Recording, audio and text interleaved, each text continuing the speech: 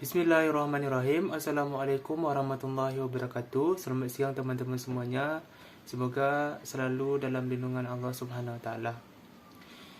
Sebelumnya saya ucapkan terima kasih kepada Ibu Melia Husna SAE MA yang sudah mempersilahkan kelompok 1 untuk membacakan hasil diskusinya pada hari ini.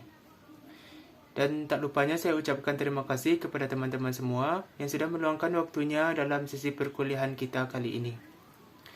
Baik, perkenalkan, nama saya Syahri Aulia, NIM 33231, rekan saya Milen Agriani dengan NIM 33219, dan Winda Octavia dengan NIM 33205.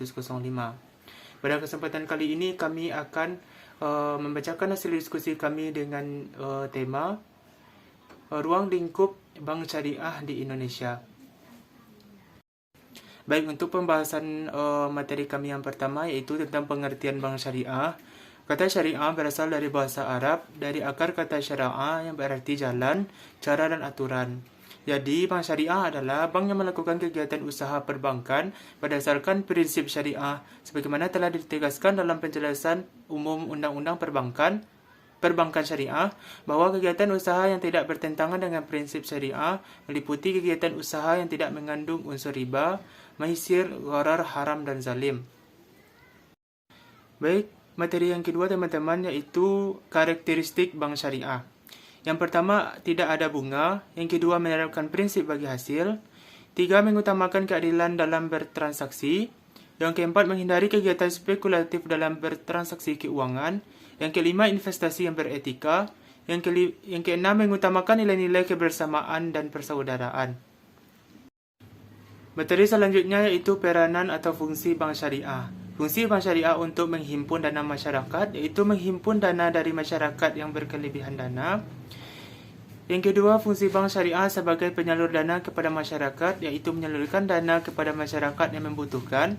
Masyarakat yang dapat memperoleh pembiayaan dari bank syariah asalkan dapat memenuhi semua ketentuan dan persyaratan yang berlaku. Fungsi yang ketiga yaitu bank syariah memberikan pelayanan jasa bank, yaitu pelayanan jasa bank syariah ini diberikan dalam rangka memenuhi kebutuhan masyarakat dalam menjalankan aktivitasnya, seperti jasa pengiriman uang atau transfer, pemindah bukuan, pengalih surat berharga, dan lain sebagainya. Materi selanjutnya yaitu struktur organisasi bank syariah.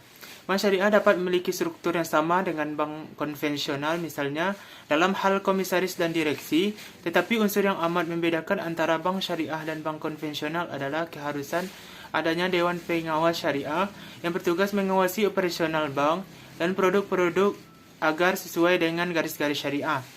Dewan Pengawasan Syariah biasanya diletakkan di posisi setingkat Dewan Komisaris pada setiap bank. Hal ini untuk menjamin efektivitas dari setiap opini yang diberikan oleh Dewan Pengawas Syariah.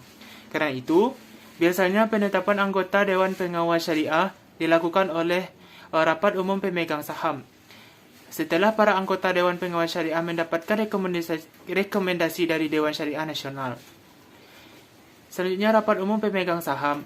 Yang selanjutnya disebut RUPS adalah organ persero yang memegang kekuasaan tertinggi dalam persero dan memegang segala wewenang yang tidak diserahkan kepada direksi atau komisaris. Selanjutnya, sistem operasional bank syariah. Sistem keuangan dan perbankan modern telah berusaha memenuhi kebutuhan manusia untuk mendanai kegiatannya, bukan dengan dana pribadi, melainkan dengan dana orang lain, baik dalam bentuk penyertaan, equity financing, maupun dalam bentuk pinjaman debit financing. Islam mempunyai hukum sendiri untuk memenuhi kebutuhan tersebut, yaitu melalui akad bagi hasil, profit and loss sharing, sebagai metode pemenuhan kebutuhan pemodalan, equity financing, dan akad jual beli atau al-bai'. Baik, materi terakhir itu tentang perkembangan bank syariah di Indonesia. Pelopor berdirinya perbankan syariah di Indonesia adalah Bank Muamalah pada tahun 1991.